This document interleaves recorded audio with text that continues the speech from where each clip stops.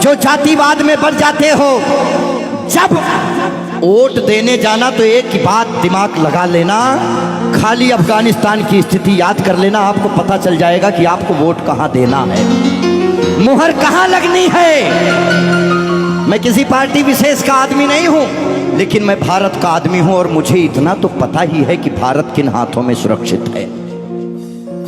इसीलिए ध्यान से ये जो जातिवाद में हम लोग बट रहे हैं उस पे है कि मन की हल्दी घाटी में राणा के भाले डोले थे, यूं लगता है वीर शिवाजी चीख चीख कर बोले थे। पुरखों का बलिदान घास की रोटी तक शर्मिंदा है, कट गई जंग में राणा की बोटी बोटी शर्मिंदा है। खुद अपनी पहचान मिटा दी कायर भूखे पेटों ने, जो टोपी जालीदार पहन ली हिंदू माँ के बेटों ने। और सर पर लानत, तालियां नहीं, सुनिए पूरी बात, कि मन की हल्दी घाटी में राणा के भाले डोले थे, यूं लगता है वीर शिवाजी चीख चीख कर बोले थे।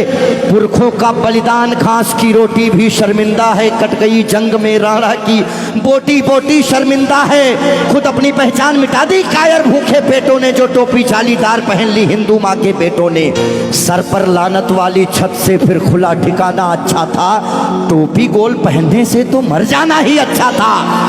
मथुरा अवधपुरी घायल है, काशी घिर गई कराहों से, यदकुल गठबंधन कर बैठा कातिल नादिर शाहों से। मुंह से आह तलक ना निकली धर्म ध्वजा के फटने से, कब तुमने आंसू छलकाए गौ माता के कटने पे। हिंदुस्तान के लोगों जागो,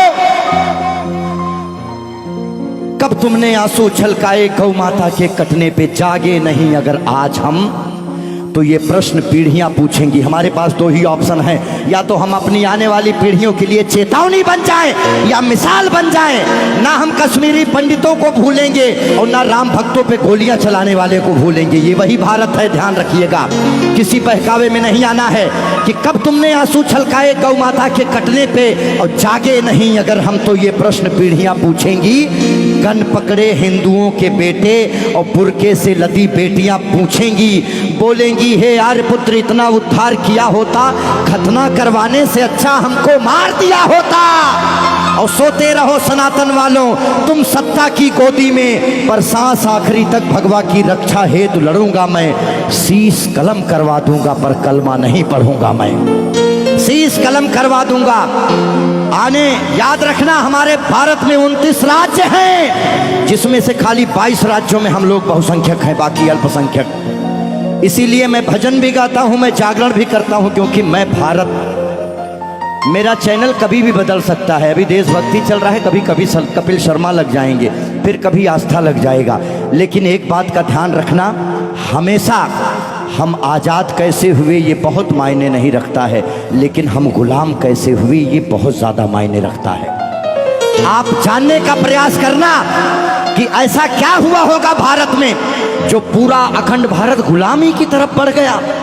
इस देश में जिनको चोर कहना था, जो मुगल भारत को लूटने आए, चाहे वो गजनी रहा हो, चाहे वो औरंगजेब, महान अकबर जिसको जिल्ले इलाही कहा गया, जिल्ले इलाही खुदा की परछाई को कहते हैं। और जो भारत के लोग अकबर को महान बताते हैं, जिल्ले इलाही शहंशाह अकबर, जिल्ले इलाही खुदा की परछाई को कहता है। ये कौन सा जिल्ले इलाही है जो दिल्ली में महिलाओं की मंडियां लगाता है, महिलाओं की खरीदी फरोश करता है? इतनी काली परछाई कौन से जिल्ले इलाही की हो सकती है? इसीलिए आप अपने हीरोज, अपने बच्चों को बताओ कि ये देश भगत सिंह की वजह से, ये देश जियो तिवारी जनेऊधारी, चंद्रशेखर आजाद, ये देश मंगल पांडे, बुंदेले हर बोलों के मुंह हमने सुनी कहानी थी और खूब लड़ी मर्दानी वो तो।